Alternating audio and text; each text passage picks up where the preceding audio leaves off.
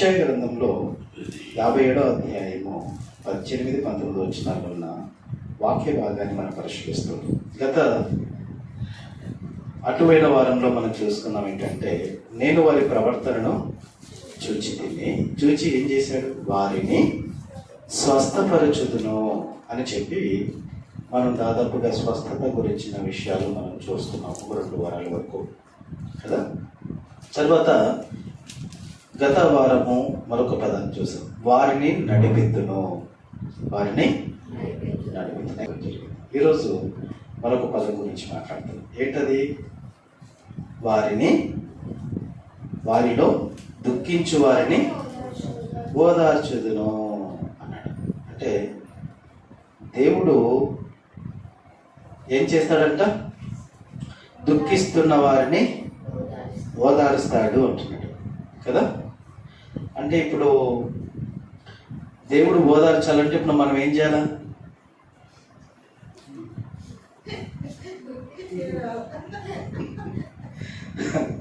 దేవుడు మనల్ని ఓదార్చాలంటే ఏం చేయాలి చెప్పండమ్మా? దుఃఖించాలి. అది ఏడవాల కదమ్మా. చూస్తున్నారా మీరు? ఏడవాల లేదు, బైబిల్ చెప్తున్నమాట. అది చూడండి ఒకసారి.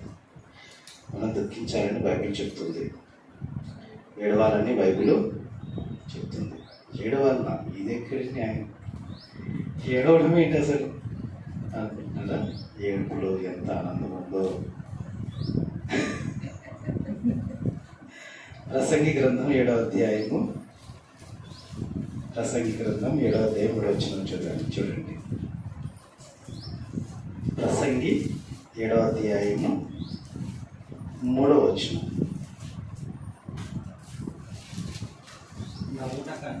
నవ్వుట కంటే చూసారా, నేను అబద్ధం ఆడానే.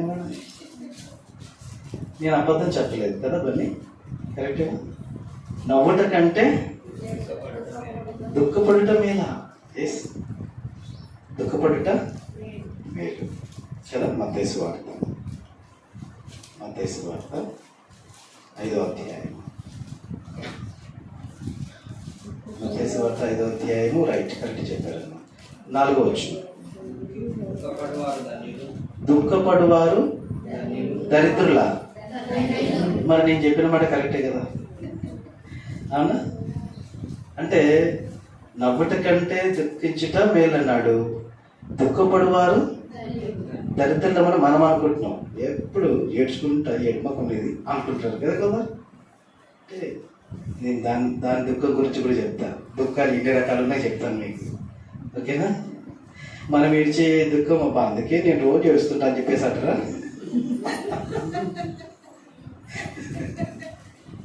అందుకే నేను రోజు ఏడుచుకుంటుంటా అంటే ఆ దుఃఖం గురించి చెప్పట్లేదు దేవుడు ఇక్కడ. దుఃఖాల్లో రకాలు ఉన్నాయి. దుఃఖాలు కూడా రకాలు ఉన్నాయా? మరి దుఃఖాలు కూడా రకాలు ఉన్నాయి. చూద్దాం ఎన్ని రకాలు ఉన్నాయి చూద్దాం మనం ఒకసారి. కొరింథీయులకు రాసిన 2వ పత్రిక. బైబిల్లో ప్రతి దానికి దేవుడు పర్టికులర్గా అన్ని రాసి పెట్టేటాడు చూసారా.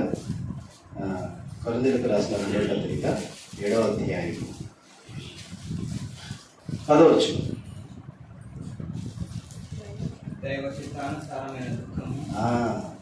దైవ చిత్తానుసారమైన దుఃఖము రక్షణార్థమైన మారు మనసును కలగజేయును.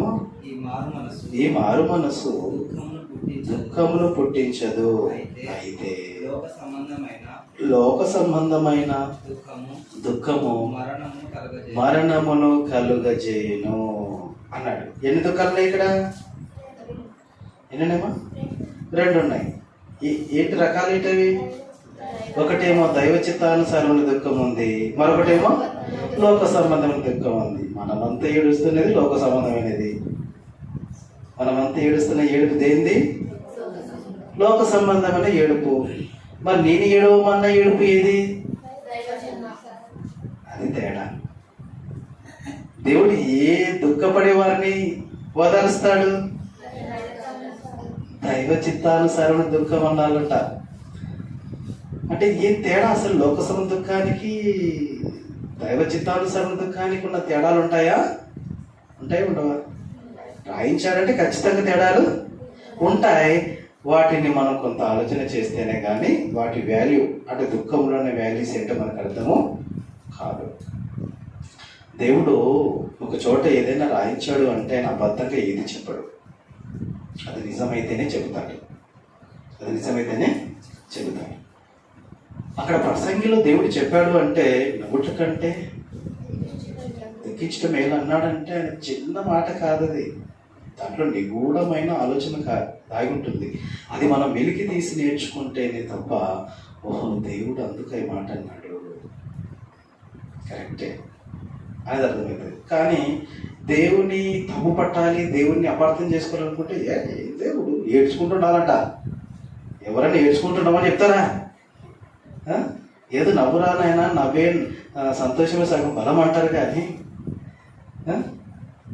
ఏడుచుకుంటున్నారంటే దేవుడు ఏ రకమైన దుఃఖం మనం కలిగి ఉండాలో, ఏ రకమైన దుఃఖంతో మనం ఉండాలో దేవుడు చెప్తున్నాడు. అది మనం తెలుసుకునేంత వరకు దేవుడు ఎప్పుడు అపార్థం చేసుకోవడానికి వీల్లేదు. 2 రకాలైన దుఃఖాలు ఉన్నాయి మానవుల్లో 2 రకాల దుఃఖాలు ఉన్నాయి. ఒకటేమో లోక సంబంధమైన దుఃఖము, అంటే అది శరీర సంబంధమైన దుఃఖము. శరీర సంబంధమైన దుఃఖం, లోక సంబంధమైన దుఃఖం. లోక సంబంధమైన దుఃఖం అనగా శరీర సంబంధమైన దుఃఖం మనకు ఏంటి విషయం అని అంటే శరీరానికి ఏమి తక్కువైన ఏడుపే. శరీరానికి ఏమి తక్కువైన ఏడుపే. ఎంత ఘోరం అంటేనండి, చూద్దాం ఒకసారి బైబిల్ని మనం చూద్దాం. ఒకసారి ఒక వ్యక్తి ఒక రాజు, ఆ రాజుకి ఆల్రెడీ భూములు ఉన్నాయి. ఆ రాజుకి ఏమున్నాయి? భూములు ఉన్నాయి. భూములు ఉన్నా కూడా పక్కవాడి భూమి గురించి ఎందుకు భాష? ఎవరు ఏడుచుకుంటారు? లోక సంబంధమైన దుఃఖం అంటే ఏంటో తెలుసా అండి? శరీరానికి కావలసిన వాటిని ఏదైతే కావాలనుకుంటున్నామో అది దొరకకపోతే దాని వలన దుఃఖము వస్తుందట. దాని వలన ఏమొస్తుంది? దుఃఖం వస్తుందంట. ఇంతకు ఎవరైనా ఆ రాజు ఎవరు? ఇంతకు ఇప్పుడు రాజు అనగానే ఆయనకి చాలా ఎకరాల భూమి ఆయనకు ఉంటుంది కదమ్మా. 21వ అధ్యాయం మొదటి రాజులు మొదటి వచ్చిన నుంచి 21వ అధ్యాయము మొదటి రాజులు మొదటి వచ్చిన నుంచి ఈ సంగతులు అయిన తర్వాత చదువునా చదువు గట్టి చదవాలి. మనకి దేవుడు చదువు ఇచ్చింది ఎందుకో తెలుసా? దేవాగ్ని చదవడానికే. ఓకే రైట్, చదివేసి. ఈ సంగతులైన తర్వాత ఇశ్రాయేలులో సోమ్రోను రాజు అయిన ఆహాబు నగరును ఆనుకొని ఇశ్రాయేలీ వాడైన నాబోతునకు ఒక ద్రాక్ష తోట కలిగి ఉండగా, ద్రాక్ష తోట కలిగినాడండి. ఎవరైనా? నాబోతు అనబడి ఆయన. వాళ్ళ పితరులు ఇచ్చినారు, నాయన నా ఆస్తి ఇదేలాగా నీకు ఇస్తున్నాను, ద్రాక్ష తోట ఆయనకి ఇచ్చి వెళ్ళిపోయినారు. వాళ్ళు కాలం చిల్లి వెళ్ళిపోయినారు. ఈయన దాన్ని అలా కాపాడుకుంటున్నాడు నాబోతు. ఈ ద్రాక్ష తోట రాజు నగరానికి ఆనుకొని ఉందంట. రాజు నగరానికి ఆనుకొని ఆ ద్రాక్ష తోట ఉందంట. మంచి బిట్టు పొలం అది, ద్రాక్ష తోట. అది కన్నేసి అది నాకు ఇస్తావా నాబోతు అంటే, లేదు రాజుగారికి ఇవ్వలేము, నా పితరులు ఆస్తుంది, నీకు డబ్బులు ఇస్తలేను. డబ్బుల కోసం నేను అడగట్లేదు, నా పితరులు ఆస్తుంది కదా, నేను అమ్ముకోవడం ధర్మం కాదు, దాన్ని నాకు జ్ఞాపకార్థంగా ఉండాలి అది అని అన్నాడు. దాంట్లో తప్పేముందమ్మా? తనకి ఇష్టం అయితే ఇస్తే లేకపోలేదు. వెళ్ళిపోయి ఇంటికి వెళ్ళిపోయిన తర్వాత మొక్క మార్చుకున్నాడు అంటే ఎంత గౌరవం చూడండి. అందుకు నా పిత్రార్జితమును నీకు ఇచ్చుటకు నాకు ఎంత మాత్రమును వలపడదని చెప్పగా, నా పిత్రార్జితమును నీకు ఇయ్యనని ఇశ్రాయేలీయుడైన నాబోతు తనతో చెప్పిన దానిని బట్టి అహాబు మూతి ముడుచుకుని వాడే కోపముతో తన నగరకు పోయి మంచం మీద పరుండి ఎవరితోనూ మాట్లాడక భోజనము చేయక ఉండేది. ఇదానికి రాజు చేసినటువంటిది. ముఖమంతా ముడుచుకున్నాడంట, కోపం ఇచ్చుకున్నాడంట, ఇంటికి వెళ్ళిపోయినాడంట, ఎప్పుడుతో మాట్లాడకుండా సరే రూమ్లోకి వెళ్ళిపోయినాడంట. రూమ్లోకి వెళ్ళిపోయి మంచం మీద పడున్నాడంట. భోజనం చేయనికి రా అంటే రాకున్నాడంట. తన రానికి అర్థం సారి వచ్చి అడిగింది, ఎందుకు అలాగున్నావు, ఏమైంది నీకు అంటే, ఏం లేదు, మన నగరంలో అనుకూలకు తోట ఉంది కదా, నా బోతు తోట, అతడు మనకి ఇమ్మని చెప్పేసి అడిగాను, అతను ఇవ్వని అన్నాడు, నాకు ఎక్కడ జీతం ఇది, నేను అమ్మాను అని చెప్పేసి అన్నాడు. అంటే ఓ షీతేనా, నువ్వేం పెద్ద చాతగా నువ్వు మొదలు, నువ్వు మంచిగా లేచి తిని హ్యాపీగా ఉండు, అది ఎట్లా రప్పీగా చూసుకుంటా నేను చూస్తాను అంట. అది ఎట్లా మన చేతికి రాకుండా ఉంటుందో నేను చూస్తా అని పెద్ద ప్లాన్ వేసిందంట. మా రాణి పెద్ద ప్లాన్ వేసింది. దేనికోసము? ఆ ద్రాక్ష తోట కోసం. ఇది ఏ ఆశ అంటారు? అత్యాశ అంటారు. దీన్ని అత్యాశ అంటారు. అత్యాశ పడకపోయింటే లక్షణమైనటువంటి నాబోతు తను హ్యాపీగా జీవిస్తున్నటువంటి తన జీవితాన్ని గెలికి కాస్త తన జీవితాన్ని నాశనం చేశారు, చంపేశారు కదా, ఆ తోటను లాగేసుకున్నాడు. దేవుడు చూడకుండా ఉంటాడు ఆ గుడ్డోడా? దేవుడు చూస్తున్నాడు కదా, వెంటనే యాక్షన్లో దిగాడు దేవుడు. అహాబు నీవు నీ భార్య అయినటువంటి యజబేలు ఇద్దరు కలిసి ఒక నీతిమంతుడి నాబోతుని అన్యాయంగా నిష్కారణంగా ఒక తోట కోసం అతన్ని చంపి అతని తోటను లాగేసుకుంటావా? నీ భార్య మాటగా నీ ప్రేమ చేస్తావు. నీవు ఎవరి రక్తాన్ని అయితే చిందించావో ఆ రక్తం కుక్కలు నాకే అంట. రక్తం కుక్కలు నాకే. నీ రక్తం, నీ భార్య రక్తం కుక్కలు నాకే చూసుకోవాలి చెప్పేసి. అలాగే జరిగిందండి. వాళ్ళిద్దరి ప్రాణాలు అలాగే కోల్పోయారు.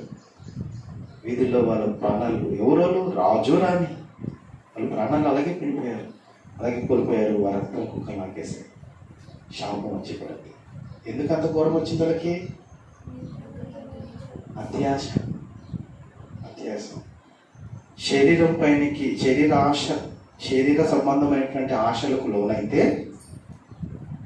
ఆటోమేటిక్గా శరీరం అనేటువంటిది మరణానికి దారి ఇస్తుంది. అక్కడ చూసుకున్నాం కదా, 2 కొరింథీయులకు రాసిన పత్రిక 7వ అధ్యాయం 10వ నిబంధన, లోక సంబంధమైన దుఃఖము మరణమును కలగజేయును అన్నాడు.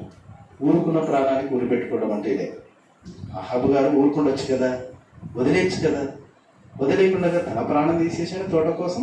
అత్యాశపడి తన ప్రాణం పోగొట్టుకున్నాడు, తన భార్య ప్రాణాన్ని కూడా పోగొట్టేశాడు.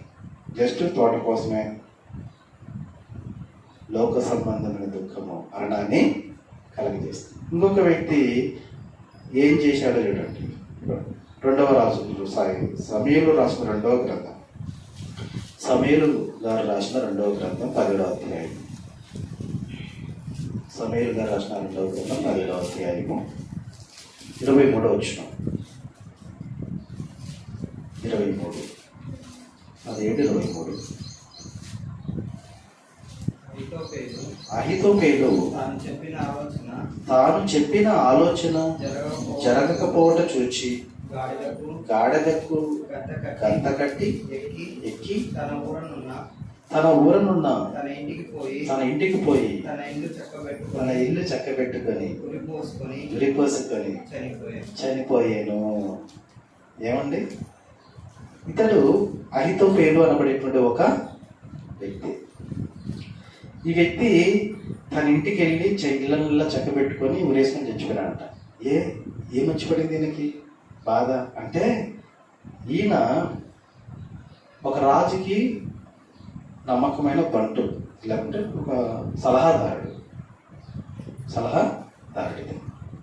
రాజుకి ఒక సలహా ఇచ్చాడంట. ఏంటా సలహా అంటే, ఒక గొప్ప రాజుని, దేవుడు ఎన్నుకున్న రాజు దావీదు గారిని ఎలా చంపాలో ఇతను ప్లాన్ ఇచ్చాడంట. అహితోపేలు అనబడే వ్యక్తి ఎవరికి ఇచ్చాడు? సొంత కొడుకునికి ఆలోచన ఇచ్చాడంట. అంటే దావీదు కొడుకుకే ఆలోచన ఇచ్చాడు. ఎవరిని చంపాలని? దావీదుని చంపాలని. ఎవరు ఆ కొడుకు? అభిషాలోము దావీదు కుమారుడు. అభిషాలోము తన తండ్రిని చంపాలని ప్లాన్ వేస్తున్నాడు. ఎట్ట చంపాలా, మా నాన్నగారు దావీదు గారిని ఎట్ట చంపాలి ప్లాన్ వేస్తుంటే, ఈ అహితోపేలు ఉన్న సలహాదారుడి కదా, ఎలా చంపాలో చెప్పు, ఎలా జిక్కించుకోవాలి ఆయన ఎట్లా వెళ్తే అతను నేను చెప్పగలను అంటే ఇలా మంచి ఆలోచన చెప్పాడు. మంచి ఆలోచన చెప్తే అవునా సరే నీ ఒక్కడి సలహాని ఎందుకు ఇంకొకరి సలహా కూడా తీసుకుందాం అని ఆ రాజు అంటే దావీదు కుమారుడు మరొకరి సలహా తీసుకున్నాడు. ఎవరైనా హూషై అనబడేటువంటి వ్యక్తి. ఈ అహితోపేలేమో అబషాలోము తరపున ఉండే వ్యక్తి, హూషై అనే వ్యక్తి ఏమో దావీదు తరపున ఉండే వ్యక్తి. ఇప్పుడు హూషైని అడిగాడు, హూషై నువ్వు చెప్పు, మా నాన్నగారిని చంపడానికి నీకున్న ప్లాన్ ఏంటో చెప్పు అనగానే ఈ హూషై దావీదు తరపున ఉన్నాడు కదా, తన రాజు అంటే దావీదు గారు చనిపోకుండా ఉండడానికి కాపాడుకోవడానికి తాను జాగ్రత్తలు తీసుకోవాలి కనుక ఈయన ఒక ప్లాన్ ఇచ్చాడు. అహితోపేలు చెప్పిన ఆలోచన ఈసారి సరైనది కాదు. ప్రతిసారి కరెక్ట్ ఇచ్చాడు కానీ ఈసారి మాత్రం సరిగా పడేది. వాస్తవంగా అహితోపేలు ఇచ్చిన ప్లాన్ దావీదు గారిని చంపడానికి కరెక్ట్ సూటబుల్ అయ్యి, కానీ హూషై అనబడేటువంటి వ్యక్తి దావీదుని కాపాడాలనే ఉద్దేశంతో అహితోపేలు ఇచ్చిన సలహా కరెక్ట్ కాదు అని చెప్పి అబషాలోముతో చెప్పాడు. ఎందుకు అని అంటే అడవిలో ఉన్నాడు మీ నాన్న, ఇప్పుడు ఆకలితో ఉన్నాడు. ఆకలి కన్నా సింహం దగ్గరికి వెళ్ళిపోతే అది ఏం చేస్తుంది, వేటాడి గర్జించి చంపేస్తుంది. ఇప్పుడు మీ నాన్న ఆ స్థితిలో ఉన్నాడు. ఇప్పుడు కానీ ఎదురుపోయినారనుకో కొడుకలు చూడడు కానీ నీకు చంపి పడేశారు అనగానే వామ్మో కరెక్టే కదా ఇది, అయితే ఇప్పుడు అహితోపేలు చెప్పిన ప్లాన్ కరెక్ట్ కాదు అనగానే అహితోపేలు నాకు ఇంత అవమానం జరిగింది రాజకోటలో, నేను ఇచ్చిన సలహా జరగల అని చెప్పి ముఖమంతా మార్చుకొని ఇంటికి వెళ్ళిపోయి ఇల్లంతా చక్కబెట్టుకొని నా ఆలోచన జరగలేదు రాజకోటలో నా ఆలోచన జరగలేదు అనుకుంటూ వీరేసుకొని చెప్పాడు. నేటి కాలంలో అందరూ ఇంటికి తయారైనారు. ఏటా నేను 10వ తరగతి పాస్ కావాలంటున్నారు. అబ్బో ఎన్ని ఆలోచనలు కదా. నాకు పలానా చోట సీట్ రాలేదు, నా బతుకు ఎందుకంట. సీట్ రాకపోతే మాత్రం బతుకెందుక, 10వ తరగతిలో పాస్ కానంత మాత్రాన బతుకెందుక.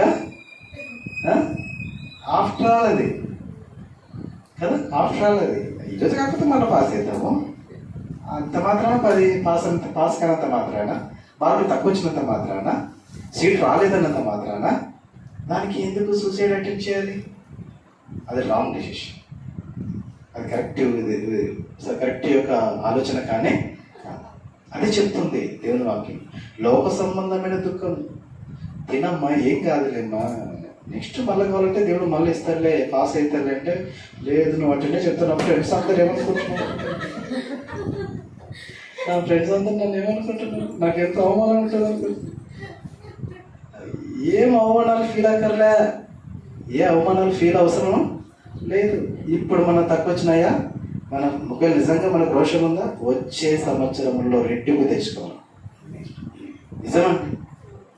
మా బాబు 4వ తరగతి ఇప్పుడు 4th క్లాస్. వాళ్ళకి బెస్ట్ ఫ్రెండ్ ఒక అబ్బాయి ఉన్నాడు, క్రిస్టియనే. ఈ వయసుకి బెస్ట్ ఫ్రెండ్ ఉన్నారు. బెస్ట్ ఫ్రెండ్ అన్నాడు అబ్బాయి, మా అబ్బాయి ఇద్దరు పక్క పక్కలు కూర్చుంటారు. మంచి స్కూల్లో వాళ్ళ క్లాస్లో వాళ్ళ క్లేవర్స్ వాళ్ళిద్దరు. అయితే మా అబ్బాయి కంటే అబ్బాయి కొంచెం మార్కులు ఎక్కువ తెచ్చుకుంటాడంట. అది మా అబ్బాయి మైండ్లో పడింది, మాకు చెప్పలేదు ఆ విషయం. ప్రతిసారి అబ్బాయి క్లాస్ ఫస్ట్ వస్తున్నాడు. అరే చెప్పినట్టు అబ్బాయికి, అరే ఈసారి నేను క్లాస్ ఫస్ట్ వస్తుంది చూడు అన్నట్ట మా అబ్బాయి. అన్నట్టుగా ఈ సంవత్సరం క్లాస్ ఫస్ట్ వచ్చేసినాడు. మార్కులు ఎక్కువ మార్కులు తెచ్చు, 20కి 20, 20కి 19 మార్కులు వచ్చేసినాయి. నాకు నిన్ననే చెప్తున్నాడు, నాన్న బాగా చదువుకోవాలి నాన్న, 20కి 20 ఎప్పటికి రావాలి మన దేవుని పిల్లలు చూడు అంటే, డాడీ జశ్వంత్ ఉన్నాడు కదా, నా ఫ్రెండ్ ఉన్నాడు కదా, వాడు ప్రతిసారి వాడే ఎక్కువ తెచ్చుకుంటున్నాడు డాడీ, నేను క్లాస్లో నేనే ఈసారి ఎక్కువ తెచ్చుకున్నాను అన్నాడు. వెరీ గుడ్, మంచిది నాన్న, రైటింగ్ బాగా నేర్చుకున్నాను, నేనే బాగా రాస్తాను డాడీ, చక్కగా రాస్తాను అంటే, వెరీ గుడ్ నాన్న, బాగా రాస్తున్నావు, రైటింగ్ కూడా బాగా రాస్తాను, వెరీ గుడ్. అయితే కొన్ని అక్షరాలు కొంచెం రాంగ్ నేర్చు చూసుకో, అందులో కూడా మార్కులు తక్కువ రాకూడదు అంటే, ఓకే డాడీ అంటున్నాడు. అంటే నేనేమంటున్నానంటే, మార్కులు తక్కువ ఇచ్చినంత మాత్రాన ఫీల్ కానవసరం లేదు, మైండ్లో పెట్టుకోలేమని. ఓకే, నేను ఇంకా బాగా తరఫీ తీసుకోవాలి, నేను ఇంకా ఇంట్రెస్ట్గా చదువుకోవాలి, ఇంకా ఇంట్రెస్ట్గా బాగా నేర్చుకోవాలి అని మైండ్లో పెట్టుకొని మనం దానికి సాన పెట్టాలి. కానీ కత్తికి ముద్దు బారిపోయేది ఇది అని ఇట్లా పాడేయకూడదు. ముద్దు బారిపోయినంత మాత్రాన పనికిరాదని కాదు అర్థం. అది ఏం చేయాలా? ఆయుధానికి మళ్ళా పదును పెట్టాలా. పదును పెట్టినరకు కర్ర ఇట్ట చీరదా కదా. అంతేగాని పదును పెట్టకుండా ఇది పనికిరాదని పాడిస్తే మనంత బుద్ధిహీనత లేదు. ఈ బుద్ధిహీనుడు అదే చేశాడు. అహితో పేరు ఏం చేసినాడు? ఆలోచన నెరవేరు లేదని ఏడ్చుకుంటూ పోయాడంట. ఏడ్చుకుంటూ పోయి తను ఊరేసుకున్నాడు. ఇదే లోక సంబంధమైన దుఃఖం ఏం చేస్తుంది తెలిసిన? మరణానికి దారి ఇస్తుంది. మా ఆయనకి నేను ఎంత కాళ్ళు చదువుతున్నా, పట్టు చీర కొనియలేదు. ఈ బతుకు ఎందుకు, ఈ బతుకు ఎందుకు అంటూ ఈ చీర కోసమా? ఏదో నాకు చేనిపోయలేదనే. నాకు ఎప్పుడో పెళ్ళప్పుడు చెప్పినావు చేపిస్తా అని, ఇప్పటివరకు చెప్పేయలేదు. నేను మా పుట్టింటికి పోతా అని చెప్పేస్తుంటే దానికోసమా? అయ్యో బాబోయ్, చిన్న చిన్న వాటి కోసము, చిన్న చిన్న వాటి కోసము ఏడుపు ఏడుపు ఏడుపు, దుఃఖము దుఃఖము దుఃఖం. అది కాస్త నా బతుకు. నేను చెప్పిన మా ఫ్రెండ్కి మొన్న గత సంవత్సరమే చెప్పినా నేను, మా ఆయనకి నేను, మా ఆయన నాకు చెప్పాడు కొనిస్తానని చెప్పేస్తాడు. నువ్వు కొనికపోతే నా ఫ్రెండ్స్ దగ్గర నా ముఖము ఏం కావాలా అని రకరకాలైనటువంటి ఆలోచన చేస్తున్నారు. తప్పు ఇవన్నీ, ఇవన్నీ తప్పు. మనము శరీరానికి కావలసినవి దొరకనంత మాత్రాన, లేనంత మాత్రాన వాటిని బట్టి దుఃఖపడి ఏడ్చి అవమానంగా ఫీల్ అయ్యి మరణానికి దారి తీయాల్సిన అవసరం ఏం లేనే లేదు. ఆ రకమైన దుఃఖముతో ఉంటే దేవుడు అలాంటి వారిని ఓదార్చడు. నీకేముంది? లేవా? వస్త్రాలు లేవా? ఉన్నాయి. ఉన్నది ఆభరణం ఏదో ఒకటి ఉందా? పర్వాలేదు, చాలు. నీకు చదవడానికి చదువు వచ్చినా వచ్చు, సన్నబెట్టుకోవచ్చు, సన్నబెడితే సెట్ అయిపోతుంది. అంతేగాని నాకు చదివే రాదు, నా బతికే లేదు. ఏం బతికి చదువు లేని వాళ్ళందరూ బతకట్లేదా సమాజంలో? బతకట్లేదమ్మా. ఏలుముద్రలు ఎంతమంది బతకట్లేదమ్మా? వాళ్ళు మంచి మంచి గొప్ప ధనికులు వెళ్తున్నారు కదమ్మా. శేషమ్మా, నువ్వు హిందీ మాట్లాడతావు, ఎవరైనా మాట్లాడతారు ఇక్కడ? కానీ చదువు వచ్చినా రాదు. చదువు లేకపోతే మాత్రం బతకలేమా? చదువు ఉంటేనే బతుకుతామా? అది కాదు. చదవాలి. దానికి ఒక రోజు తెచ్చుకొని చదువుకోవడం తప్పు కాదు. నేను నెక్స్ట్గా తెచ్చుకుంటాను, మా మాటల నుంచి తెచ్చుకుంటాను. ఈసారి 2 గంటలే చదువుతుంది రోజుకి, ఈసారి 4 గంటలు చదువుతాను. అది తీర్మానించుకో. అంతేగాని నేను చదివేది 2 గంటలే నాకు మాత్రం ఎక్కువ రావాలంటే అది కుదరదు. ఎక్స్ట్రా ఒక 2 గంటలు ఎక్స్ట్రా పెట్టుకోవాలంటే అర్లీగా లేవాలి. 1 గంట ఉదయం సాయంత్రం ఇంకా ఎక్స్ట్రా గంట పెట్టుకొని చదువుకోవాలి. అక్కడ ఏం చెప్తున్నాడు? కాన్సన్ట్రేషన్తో వినాలి. కాలేజీలో స్కూల్లో మాత్రం ఫ్రెండ్స్ అంటే అటు ఇవ్వడం ఇటు ఇవ్వడం, అది తిరగడం, ఆ మాట ఈ మాట చెబుతున్న క్లాసులో చెప్పే పాటలు ఏం అర్థం కాదు. ఏం అర్థం కాలే, టీచర్ చెప్పలేదు అన్నాం. వాళ్ళకి టీచర్ చెప్పలేదు ఏం అర్థం కాలే అన్నాడు, కాలేజ్ చెప్పలేదు ఏం అర్థం కాలేదని. కరెక్టేనమ్మా ఇవన్నీ? మనం ఎక్కించుకోకుండా బ్రైన్లో మనం నిర్లక్ష్యం చేసి ఇట్లా అనుకుంటుంటాం. అట్లా వద్దు. ఏం చేయాలా? ఫ్రెండ్స్ అది ఇస్తావా ఇది ఇస్తావా అంటే 1 నిమిషం, కాలేజ్ ఈ స్కూల్ అయిపోయిన తర్వాత మాట్లాడతాం, సరేనా? మనం వచ్చింది దేనికి? చదువుకోవడానికి కదా. చదువుకుందాం, టీచర్ ఏం చెప్తుందో విందాం. పీరియడ్ టైం ఉంటుంది కదా మనకి, ఇంటర్వ్యూ లాంటి, అప్పుడు మాట్లాడుకుందాం. ఇది జ్ఞానంతో చేయాల్సిన పనులు. అప్పుడు చెప్తే చక్కగా మైండ్కి ఎక్కుతుంది, చక్కగా చదువుకుంటాము, మంచి మార్కులతో పాస్ అవుతాము. అప్పుడు మనం ఇంకొకరు మెచ్చుకునే అవసరం, మనకు మనం మెచ్చుకునే అవసరంలా, ఎదుటి వారే అంటారు. ప్రేమ వల్ల నేను చెప్పే మాట ఒకటే, శరీరానికి ఏదైనా తక్కువ వచ్చింది, లేకుంటే ఏదైనా మనకు అనుకున్న జరగలేదు అన్నంత మాత్రాన దాన్ని బట్టి మనం కృంగిపోయి ఏడ్చి అలిగి మనకు కావాల్సినది దొరకలేదని చెప్పేసి అని బాధపడిపోయి అవమానంగా ఫీల్ అయిపోయి ఆ దుఃఖంతో ఉంటే మరణానికి దారితీసే అవకాశాలు ఉన్నాయి. అలాంటి వారు ఎందరో అజ్ఞానులు, కాలగర్భంలో కలిసిపోయిన వారెందరో ఉన్నారు.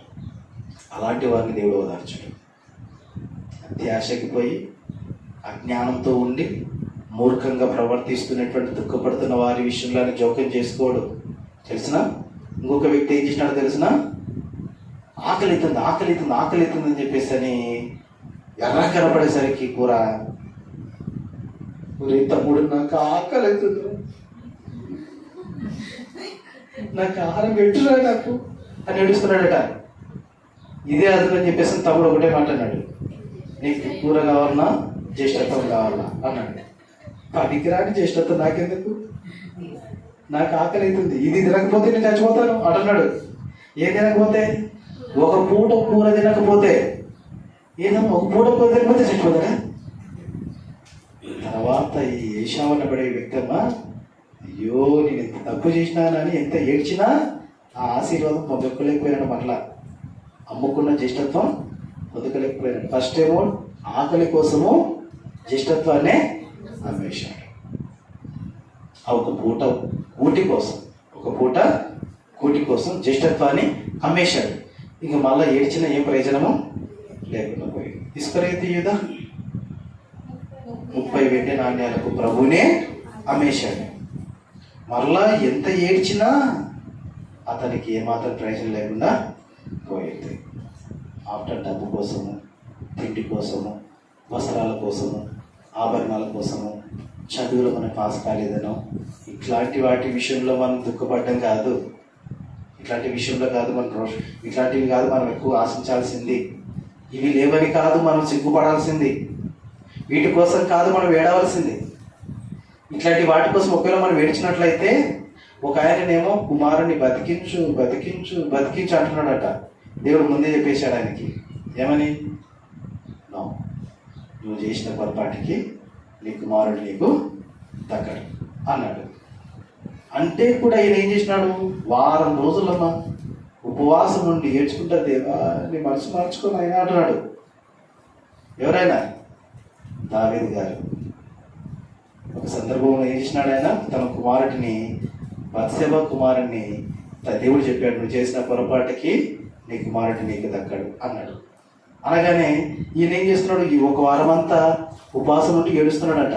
నాకైతే కుమారుని బతికించు అంటుంటే దేవుడు అన్నాడు, నేను ఒకసారి చెప్పాక నేను అన్నమాట, దేవుడు చెప్పిన మాట ప్రకారమే జరిగింది. దేవుడు చెప్పిన మాట ప్రకారంగానే తన కుమారుడు చనిపోయాడు.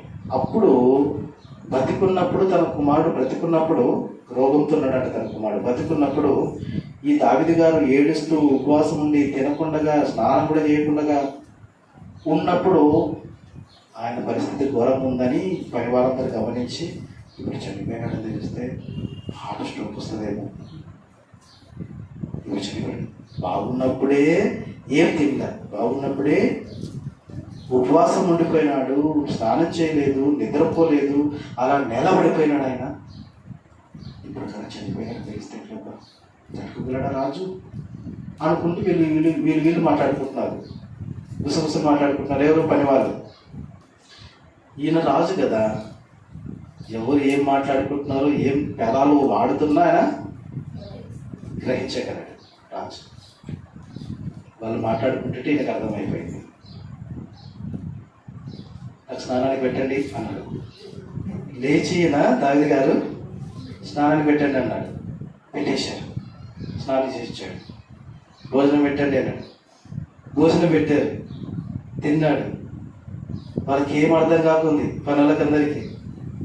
ఇదేంది రాజా, బతికున్నప్పుడు మేము ఎంత అడుక్కొని లేపుతుంటే నువ్వు లేకుండా అట్లే ఉపవాసం ఉంటే 7 రోజులు ఏడ్చుకుంటా తినకుండా నిద్రపోకుండా అలాగా నువ్వు పడిపోయావు. ఇప్పుడు చనిపోయినాడని చెప్పేసి అంటే నువ్వు ఏమైపోతావు, మాకు తగ్గుతావో లేదో మేము అనుకుంటుంటే, నువ్వు లేచావు, స్నానం చేశావు, వస్త్రాలు మార్చేసుకున్నావు, భోజనం తింటున్నావు, ఏంటిది నాకు అర్థం కావట్లేదు అని అడిగాను. అప్పుడు రాజుగారు ఏమన్నారంటే, పిచ్చోలారా, నేను నా కుమారుడి కోసం ఇప్పుడు అట్లనే ఎంచుకుంటున్నాను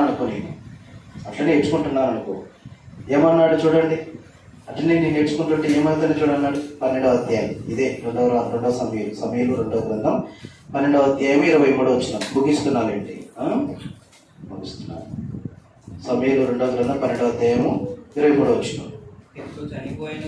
ఇప్పుడు చనిపోయిన గనక నేను ఎందుకు ఉపవాసం ఉండవలను? వారిని తిరిగి రప్పించగలనా? నేను వాని ఎత్తుకు పోదునే గాని వాడు నా ఎత్తుకు మరలా రాడని వారితో. అంతే కదమ్మా, కరెక్టేనా? మాట చనిపోయినాడు. చనిపోయిన వారి గురించి ఏడ్చుకుంటుంటది. దేనికి దారితీస్తుంది? మరణానికి దారితీస్తుంది. దావీదు అదే అంటున్నాడు. ఏమని? ఇప్పుడు ఏం ప్రయోజనం? నా కుమారుడు చనిపోయాడు. చనిపోయిన వారి గురించి నేను ఏడ్చుకుంటే నేను వాడి దగ్గర పోతానేమో కానీ వాడు మాత్రం నా దగ్గరికి రాడు కదా అని సత్యం చెప్పాడు. అంటే దాని అర్థం ఏంటంటే, లోక సంబంధమైనటువంటి దుఃఖంలో మరణం ఉంటుంది తప్ప లాభమేమీ లేదు. లోక సంబంధం దుఃఖంలో ధనము లేదనో, లేకుంటే ఆస్తి కలిసి రాలేదనో, భోజనము లేదనో, కుమారుడు దక్కలేదనో, తర్వాతకి ఆలోచన నెరవేరలేదనో, నాణ్యాల కోసమను, వస్త్రాల కోసమను, ఆభరణాల కోసమనో, విద్యలో విజయం సాధించలేదనో, వీటి కోసం కాదు మనం ఏడవలసింది. ఇవి లోక సంబంధమైన దుఃఖం. ఇందులో మనం మునిగిపోతే మనము మరణానికి దారితీస్తుంది ఆ దుఃఖం. ఇవి ఆఫ్టర్ ఆల్, ఇవన్నీ కూడా ఏంటివి? ఇవన్నీ ఆఫ్టర్ ఆల్. ఇవి ఇప్పుడు లేకపోతే మనం ఎప్పుడైనా పొందుకుంటాం. దీనికోసం మనము చచ్చేంత ఏడవాల్సిన అవసరం ఏమీ లేదు. ఈ దుఃఖము, లోక సంబంధమైన దుఃఖము, అది లేదు, ఇది లేదు, అది లేదు, ఇది లేదు అనుకుంటూ మనం ఏడ్చుకుంటూ అట్లా ఉండిపోయినాం అనుకో, సాతానుడు దాన్ని అదునుగా చూసుకుని మనల్ని నాశనాన్ని తీసుకెళ్ళిపోయే అవకాశాలు కనపడుతూ ఉంటాయి. దానికోసం ఎప్పుడు ఎడవకండి. ఆభరణాలు లేవని ఎడవకండి, వస్త్రాలు లేవని ఎడవకండి, చదువులు విజయం లేకపోయిందని ఎడవకండి, చీడ దొరకలేదని ఎడవకండి, పిల్లలు లేరని ఎడవకండి, ఆలోచన నెరవేరలేదని ఎడవకండి. ఈ భూమి మీద ఉన్నటువంటి శరీరానికి సంబంధించిన వాటి విషయంలో ఏదో లోపం ఉందని ఏడవలసిన అవసరం ఏం లేనే లేదు. నాకు సెల్లే కొనియలేదు, నాకు కొనిస్తావా సామంటావా? ఇవ్వద్దు. బండి కొనిస్తావా ఏమంటావు? వద్దు. టీవీ లేదు పెద్దది, వద్దు. లేకపోతే నష్టం ఏంటి? వాటి కోసం. మా బతుకు ఇంట్లో ఫ్రిడ్జే కొనియలేదు, అవసరం ఏంటి? అవి ఉంటేనేనా ముందు ఉన్నటువంటి పెద్దలంతా బతికింది? ఏం లేకపోతే బతకలేదా? ప్రేమ వల్లారా, దేవుడు అదే చెప్తున్నాడు. శరీరానికి సంబంధించిన వాటి విషయంలో ఏదో లేదని నువ్వు ఏదో ఫీల్ అయిపోయి దానికోసం ఏదో నువ్వు మరణానికి దారి తీసే రీతిలో ఆలోచన చేయదు. అలాంటి దుఃఖము దేవుడు చూడను కూడా పట్టించుకోడు. అలాంటి దుఃఖపడే వారిని దేవుడు పట్టించుకోడు. లోక సంబంధమైన దుఃఖంలో మరణం ఉంది. అలాంటి దుఃఖం మనం కలిగి ఉండడానికి వీల్లేదు. మరి ఏ దుఃఖం ఉండాలి మనకి? దైవ చిత్తానుసారమైన దుఃఖం. లోక సంబంధమైన దుఃఖం అంటే అది లేదు, ఇది లేదు, అది లేదు, ఇది లేదు, అది శరీరానికి సంబంధించినది. కానీ ఆ దుఃఖం కాదు మనిషికి ఉండాల్సింది, దైవ చిత్తానుసారమైన దుఃఖం. దైవ చిత్తానుసారమైన దుఃఖం అంటే ఆత్మకు సంబంధించినవి లేకపోతే ఏడవాలి. అవి ఏంటో వచ్చేవారు చూసుకున్నాం. ఓకేనా? ప్రార్థన చేద్దాం. ప్రార్థన చేద్దాం.